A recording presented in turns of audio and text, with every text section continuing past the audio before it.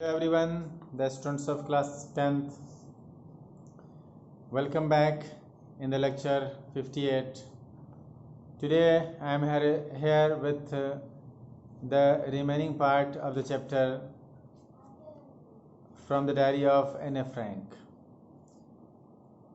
सबसे पहला डायरी में एने फ्रैंक क्या लिखती है अपने इस किट्टी में, जिसने डायरी का नाम किट्टी रखा था, क्या लिखती है चलिए हम लोग देखते हैं।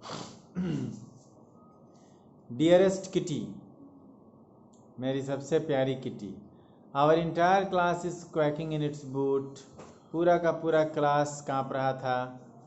The reason of course is the forthcoming meeting in which the teachers decide who will move up to the next form and who will be kept back।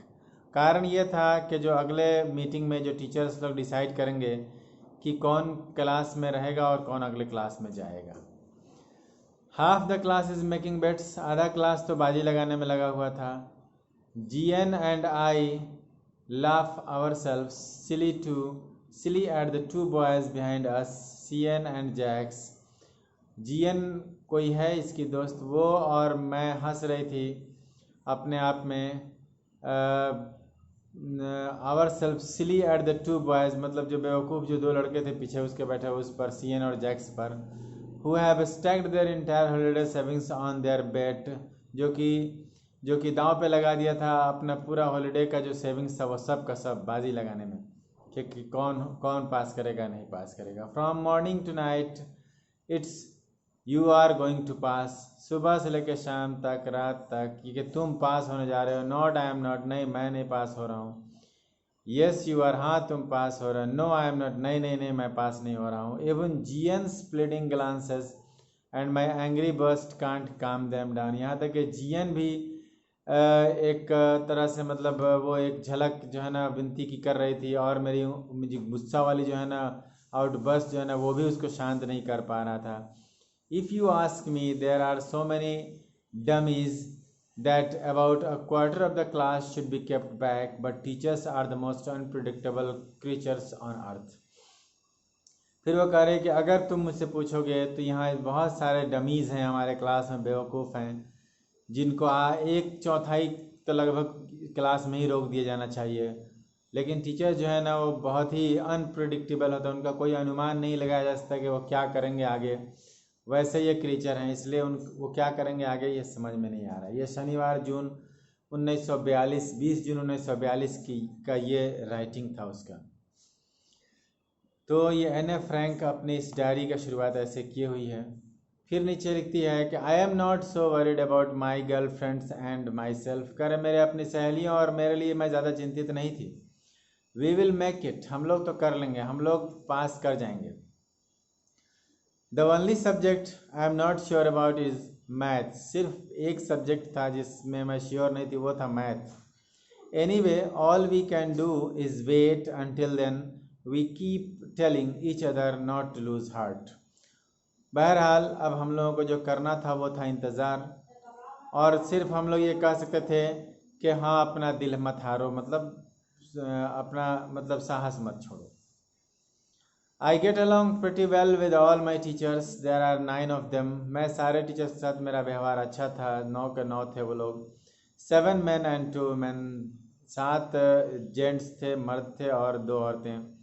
Mister Keesing the old foggy who teachers maths, mister Keesing जो पुराने ख्यालात के थे, वो जो पढ़ाते थे math.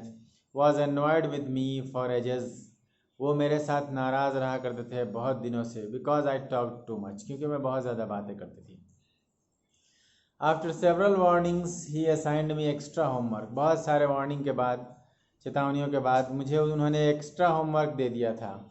N essay on the subject chatter box, वो क्या था कि एक एस्से लिखना है चैटर बॉक्स पे। Chatter box, what can you write about that, क्या लिख सकते हो आप उसके बारे में, चैटर बॉक्स के बारे में।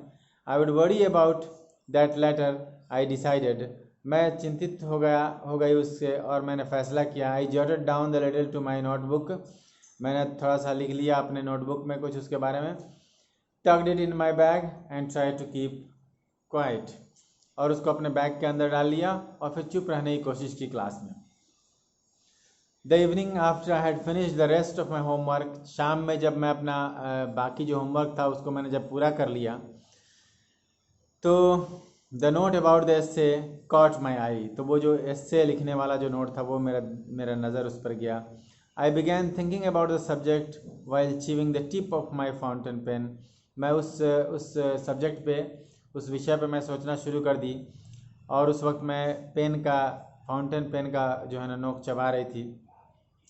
Anyone could ramble on and leave big spaces between the words, कोई भी आदमी मतलब बेसिर पैर की बात कर सकता था उसके बारे में, और फिर ज़्यादा स्पेस वर्ड के बीच में लिख सकता था। But the trick was to come up with convincing argument to prove the necessity of talking, लेकिन मेन जो यहाँ पे ट्रिक होनी थी कि वो बात ज़्यादा करने को भी कन्विंस करना था कि हाँ बात ज़्यादा किया जा सकता है।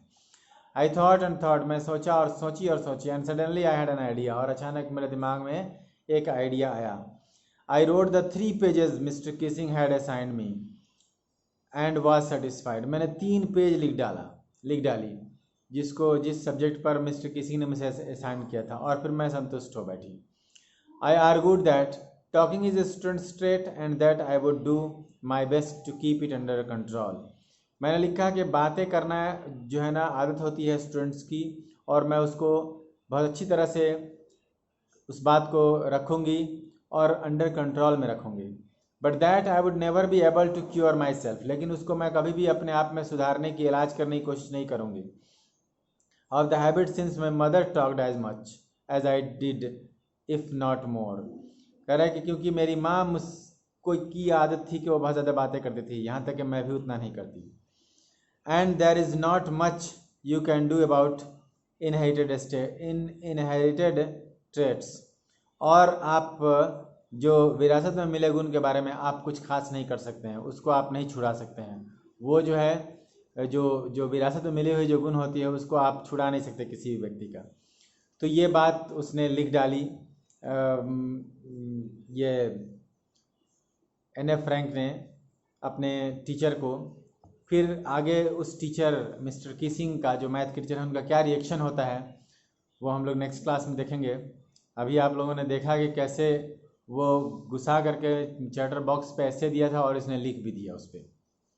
तो हम लोग अब नेक्स्ट क्लास में देखेंगे। So that's all for today, have a nice day.